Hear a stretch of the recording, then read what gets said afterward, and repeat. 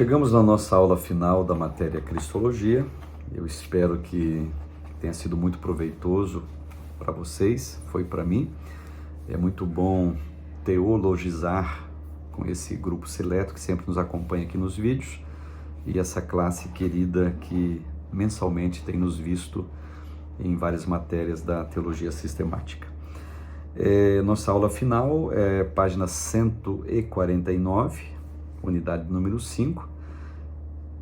Quem Jesus Cristo é para nós? Olha que pergunta.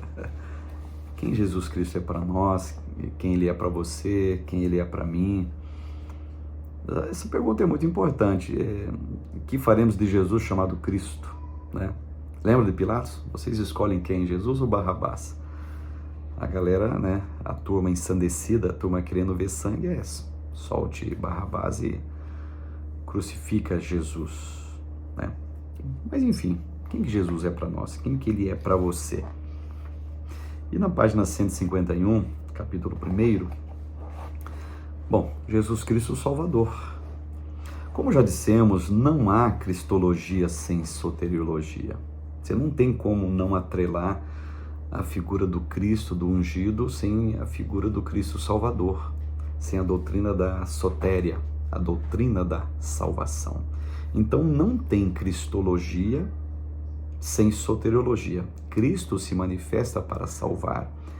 Ele veio buscar e resgatar o que havia se perdido.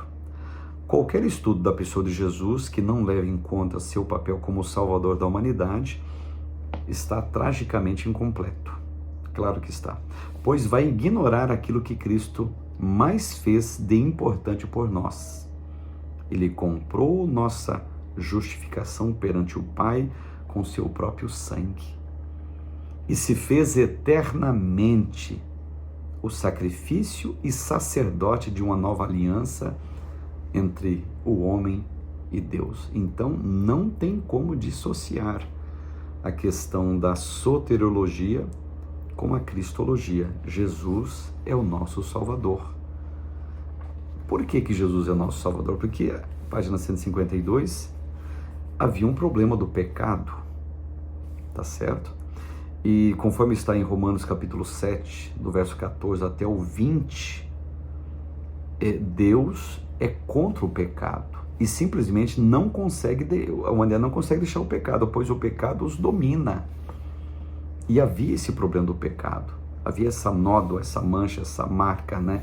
Então, na teologia protestante, o grande problema que o pecado apresenta é que o pecado não é uma ação singular, mas um modo de vida. Não somos simplesmente pessoas que ocasionalmente pecam, mas como pecadores, pessoas que vivem continuamente pecando, escravos do pecado, controlados por nossos desejos carnais. Então o pecado gera esse problema e precisamos de um Salvador, precisamos de um escape. Quem é Ele? Jesus. Aqui é soteriologia pura e aqui preciso de uma figura que me resgate, que me salva. Quem é ela? Jesus. Então não tem soteriologia sem cristologia. Solução para o problema do pecado, a expiação. Quem que podia expiar os nossos pecados? Cristo. E diz o texto aqui da página 153, Deus em sua infinita misericórdia não nos deixou desamparados, apesar da nossa inata rebeldia contra Ele. É uma explicação, página 154, 155, e quando chega na página 156, nós vemos o amor de Cristo. O sacrifício de Jesus é maravilhoso não apenas pelo preço terrível que Ele pagou na cruz, mas também pelo amor universal que Ele demonstrou em sua missão salvadora. Jesus, simplesmente, Ele te ama. As consequências da cruz, página 158. Uma vez que o preço do pecado foi pago no Calvário, o que isso significa para nós? Que diferença a cruz fez na minha relação com Deus, na relação entre Deus e a humanidade? Ora, eu vou resumir isso aqui numa frase. O véu do templo se rasgou. E para completar essa frase, o escritor dos Hebreus, ele diz o seguinte, que nós devemos entrar pelo novo e vivo caminho que foi nos consagrado, ou seja, que foi nos aberto. E esse caminho, ele foi pelo véu, ou seja, o véu rasgado, isto é, de maneira metafórica, a carne de Jesus. Jesus, capítulo 2, ele é a primícia dos que dormem. A ressurreição de Cristo é muitas vezes mal compreendida pelo mundo e até mesmo por muitos cristãos. Em filmes, histórias e peças, a ressurreição é muitas vezes apresentada simplesmente como o final feliz da história de Jesus. Ele andou pela terra fazendo bem, foi injustamente torturado, executado por autoridades corruptas, mas tudo acaba bem. Ele ressuscita ao terceiro dia, mas a ressurreição, ele é muito mais do que isso. Ela não é uma história, não é uma história shakespeariana, não é um conto de fada. Jesus, como sendo primícia dos que dormem, aponta para que um dia os mortos em Cristo também ressuscitarão assim como ele ressuscitou. E no grande capítulo da ressurreição que tem na Bíblia, 1 Coríntios capítulo 15, Paulo, com maestria, com uma dinâmica teológica extraordinária, ele traz essa ideia maravilhosa acerca da ressurreição nossa também. A ressurreição provou que Jesus é Deus homem. Morreu, ressuscitou como um ser humano. Morreu como um ser humano, ressuscita como Deus. Então a ressurreição, ele é contundente por causa disso. A ressurreição, página 164, é a vitória de Jesus sobre a morte. Jesus, ele disse, eu tenho o poder de dar a minha vida, mas eu tenho o poder de tomá-la também. Jesus chegou a dizer bem assim, olha, a Bíblia, aliás, ela diz o seguinte, que Deus ressuscita Jesus sendo soltas as ânsias da morte. 1 Coríntios 15, versos 54 e 55. Quando isto que é corruptível se revestir da incorruptibilidade, e isso que é mortal se revestir da imortalidade, então cumprir-se-á a palavra que está escrita. Tragada foi a morte na vitória. Onde está a morte? O teu aguilhão? Onde está o inferno? A tua vitória? Esse hino de louvor aqui, gente, ele só pode ser cantado por causa da ressurreição. Página 166, a ressurreição de Cristo foi o início da nova criação. Olha que coisa interessante, gente. E terminando aqui, uma questão para reflexão, página 168, que chama a tua atenção. Por que a ressurreição tem um sentido profundo para a vida do cristão? Faça uma reflexão sobre o assunto e fundamente a sua resposta para você mesmo. Tá aqui, para quem tem a matéria, tem um espaço em branco aqui, escreva aí, deixa registrado. Cristo, a quem estamos unidos, capítulo de número 3, página 169.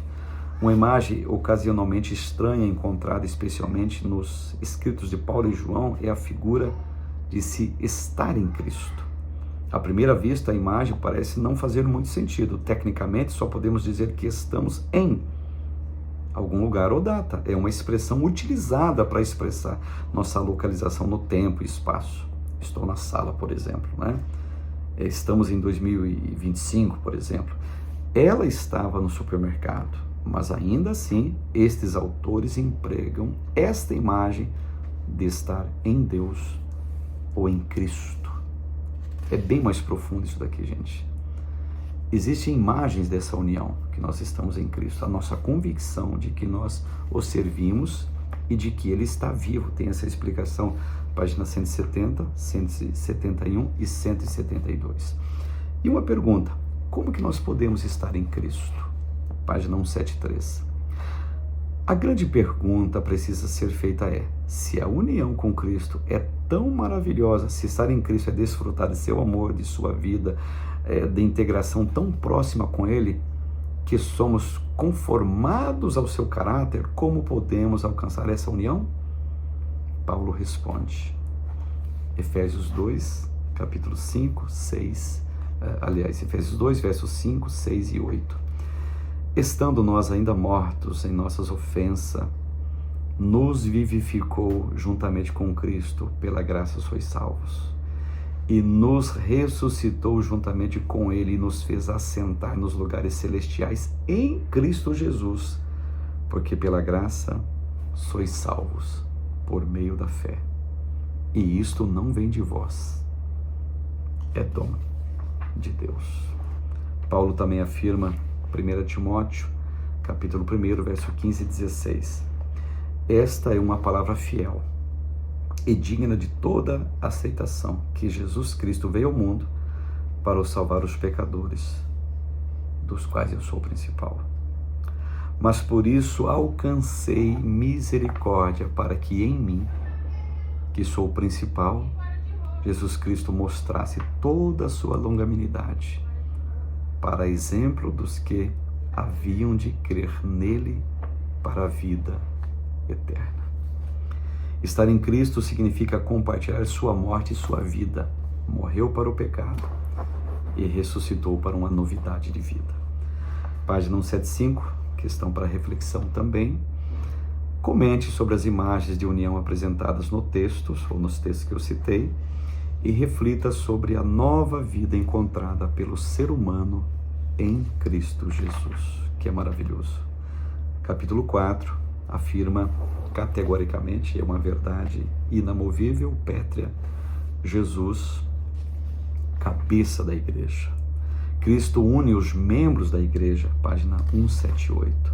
Cristo é a cabeça que dá propósito aos membros da igreja. Paulo deixa muito claro isso em 1 Coríntios, capítulo 12, do verso 20 até o 26. Cristo instituiu a liderança de sua igreja. 1 Pedro, capítulo 5, verso 2 até o 4. A igreja é dele. Outro texto que nos ensina que Cristo estabeleceu os líderes da igreja para os servirem, Efésios 4, 11 a 13. Nessa passagem, Paulo os descreve como dons, presentes concedidos por Cristo à igreja após sua ascensão triunfal às alturas. Lembrando que Jesus nunca deu uma igreja para um pastor. Olha, pastor, eu vou dar essa igreja aqui para você, essa igreja aqui é tua, estou te dando, é presente para você. Isso não está em nenhum lugar das Escrituras, mas Jesus, o que ele faz? Ele pega pastores e dá para a igreja. É o contrário. Então não adianta dizer, essa igreja é minha, estou indo para uma outra igreja que eu vou assumir, essa igreja vai ser minha, eu vou liderar. Ok, como homem você vai ser só apenas um instrumento nessa igreja, mas a igreja não é tua, a igreja não é minha, a igreja nunca vai ser nossa. Deus dá pastores para a igreja, o contrário nunca, senão vira bagunça. Jesus Cristo, o centro, página 185, tá? É o centro de tudo, conforme está em Colossenses, capítulo de número 1, do verso 15 até o 18. Cristo está no centro da história da salvação. Isso está muito claro também quando nós entendemos que fora dele não existe perspectiva de salvação em lugar nenhum. Eu sou o caminho, disse Jesus. Eu sou a verdade, eu sou a vida. Ninguém, zero, vai ir até o Pai que não seja por mim. Cristo está no centro da nossa fé. A Bíblia até nos ensina a olhar para Jesus, que é o autor e consumador da nossa fé. E uma questão para reflexão, página 189, que diz o seguinte: é possível pregar ou viver o Evangelho sem ter a centralidade de Cristo na vida e na pregação? Reflita sobre isso e escreva seus principais pensamentos sobre o assunto. Já te adianto, não é possível. Cristo é o centro de tudo. Página 191, concluímos, chegamos a essa conclusão. Tenha o hábito de dizer a meus alunos que o propósito de um curso de teologia não é repassar fatos e doutrinas a pessoas que as desconheciam, mas para que elas então repitam mecanicamente o que o professor as ensinou.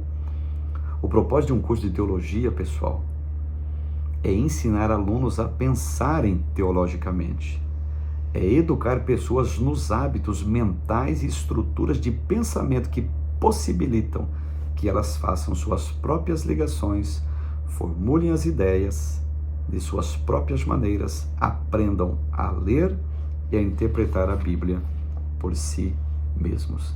E por falar em Bíblia, nunca esqueça, Jesus é o centro das Escrituras.